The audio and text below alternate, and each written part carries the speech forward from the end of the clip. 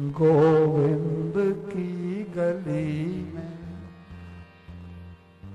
कह रहे हैं क्यों आके रो रहा है गोविंद की गली में। हर दर्द की दवा है गोविंद की गली में। तो क्या करें, ये दवा कैसे मिले? तू खुल के उनसे कह दे। क्या करें? तू खुल के उनसे कह दे जो दिल में चल रहा है। हर एक आदमी पिस रहा है, कुड़ रहा है, कह ही नहीं पा रहा। क्यों? कि गोविंद के सम्मुख नहीं है। हम लोग गोविंद के सम्मुख हों तब तो मन की बात को कह पावे। हम या तो सास के सम्मुख हैं, या ससुर के सम्मुख हैं, बेटे के सम्मुख हैं, या पति के सम्मुख। तो फिर कहें कैसे? शास्त्र कहता है कि तू खुल के उनसे कह दे जो दिल में चल रहा है। क्यों? कि हर दर्द की दवा है गोविंद की गली। कभी बैठो तो सही उनके सामने। हर दर्द की दवा है गोविंद की गली।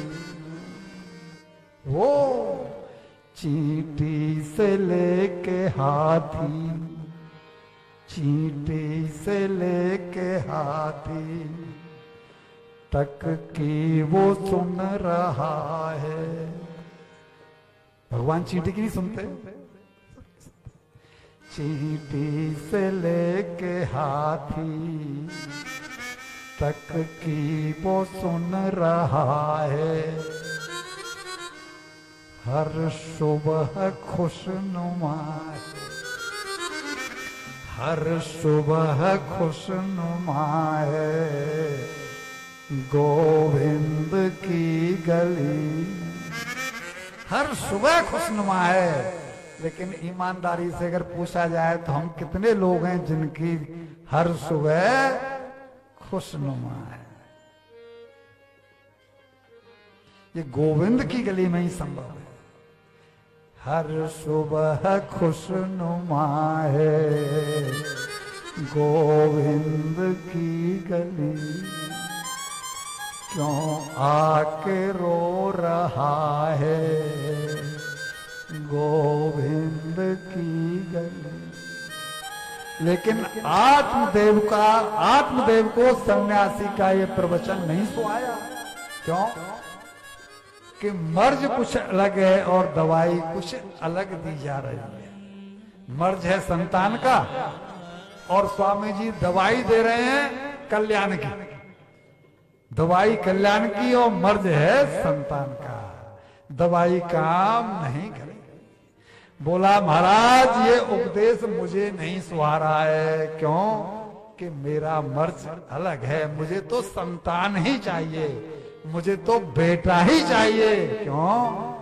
कि पुत्र पुत्रा से, नाती पोते और नाती पंथियों से भरा पूरा परिवार जिसका है वो ही धन्य है और वो ही सुखी है। मेरी सोच तो ये है। और हम में से 99.9%, चलो कहूंगा तो बुरा लगेगा, इशारे को ही हम उसी को धन्यता मान रहे हैं, जबकि धन्यता का लक्षण वो नहीं है। संत बोले अरे क्यों विधाता के लेख को मिटाना चाहने आया? तू क्यों तुला हुआ है? क्यों अपना गर्त में जाना चाहता है? क्यों अपना भविष्य बिगाड़ना चाहता है? आज तक किसी को किसी के बेटे से कुछ मिला है क्या? तेरे भाग्य में नहीं है। मैंने बोला ना 7 जन्मों तक नहीं। पूछ बैठे किसके बेटे ने किसी आप में से किसी को नाम याद हो तो मुझे बताना। किसके बेटे ने किसे लिया पलक बैठा? किसके बेटे ने किसे लिया पलक बैठा? कौन गया है पुत्र से होकर यहां निहाल? कोई नाम तो गिनाओ भैया जी। कौन गया है पुत्र से होकर यहां निहाल? अरे विप्र, बता सके तो एक ही तू मुझे बता देना।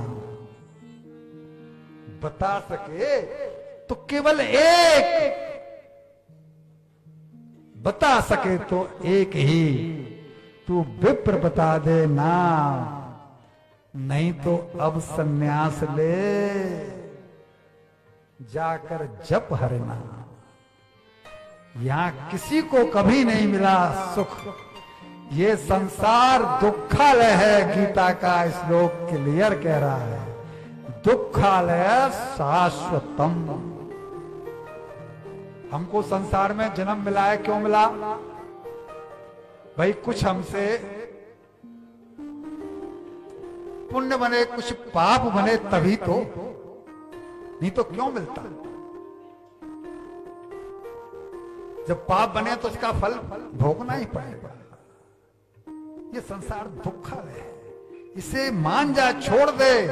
आज तक कभी किसी को नहीं मिला, लेकिन वो सर ही पीटने लगा कि मैं तो आपके चरणों में ही प्राण छोड़ दूंगा अगर मुझे आपने पुत्र नहीं दिया तो।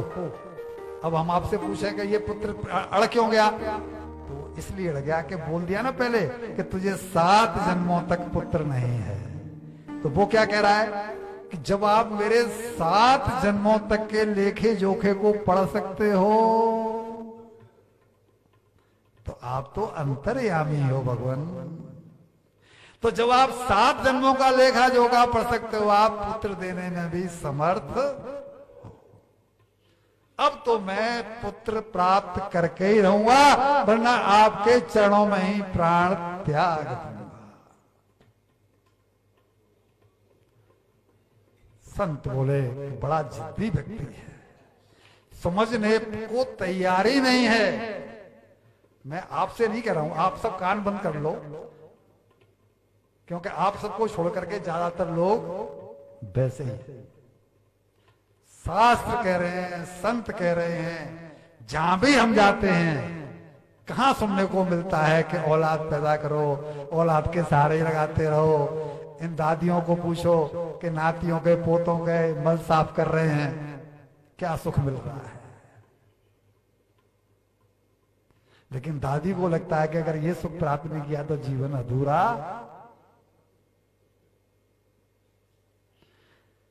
ये बड़ा समझ में नहीं आता गणित लोगों को। वो सर पीट रहे हैं, वो कह रहे हैं कि देखो विप्र मान जाओ, ना मूत्र ही सहायार्थम पिता माता चतिष्ठता न पुत्र दारा न ज्ञातिर धर्मस्य तिष्ठते केवल।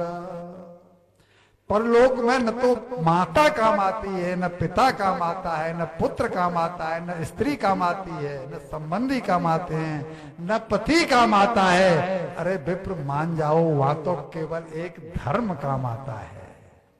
उस धर्म को कमाओ। तुम सर पीट रहे हो, ये तुम्हारी मूर्खता के अलावा कुछ भी सिद्ध नहीं होगा। ये गलती छोड़ दो। ये गलतियां